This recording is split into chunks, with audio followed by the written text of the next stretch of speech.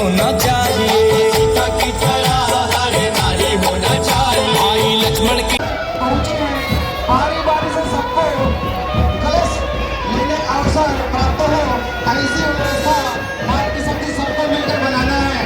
इसके लिए कोई पुरुष वर्ग सहभागिता नहीं देंगे। मातृ शक्ति संख्या हमारे पास पर्याप्त है। मातृ शक्ति से निवेदन है कि कलश को बारी बारी से मंडली रहेगी भैया, ध्यान देंगे। ये कुर्सी है जिसमें भगवान बैठे हैं, ये भजन मंडली इसके आगे रहेगी, कुर्सी के आगे, ताकि ये डीजे वाला ये थोड़ा आगे कर थोड़ा सा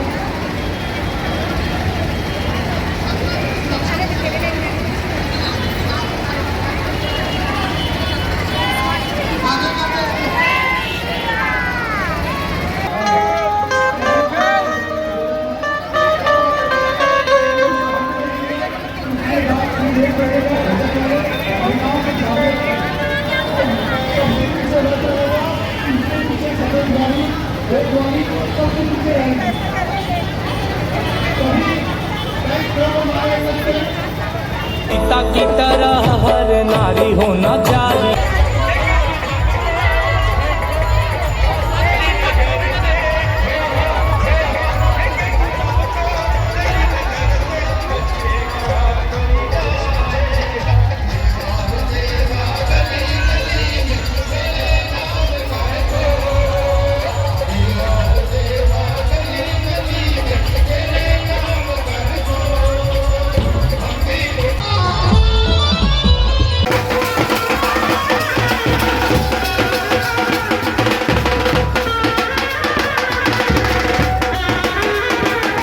जन्मभूमि प्राण प्रतिष्ठा समारोह समिति द्वारा आज अयोध्या से राम पूजित अक्षत जो आए हैं उनके 108 कलशों की यात्रा कलश यात्रा के रूप में अभी निकलने वाली है।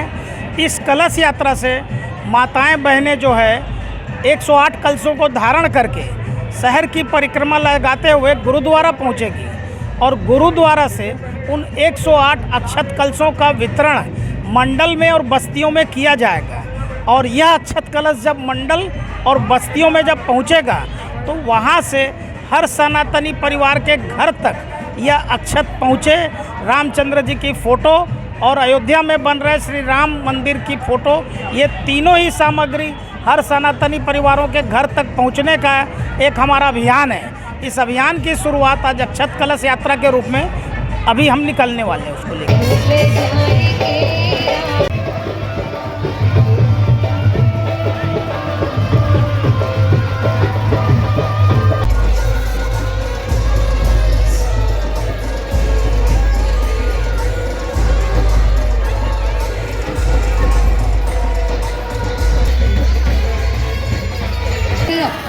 ये वाला कलश वाले माता बहन आगे आ जाए 2 मिनट।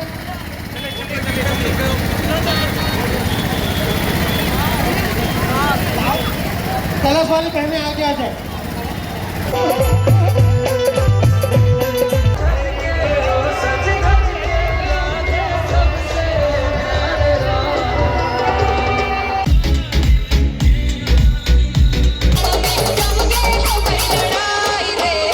बहुत ही हर्ष और बहुत ही पावन अवसर है कि हम 500 साल के बाद में हम साक्षी बनने जा रहे हैं।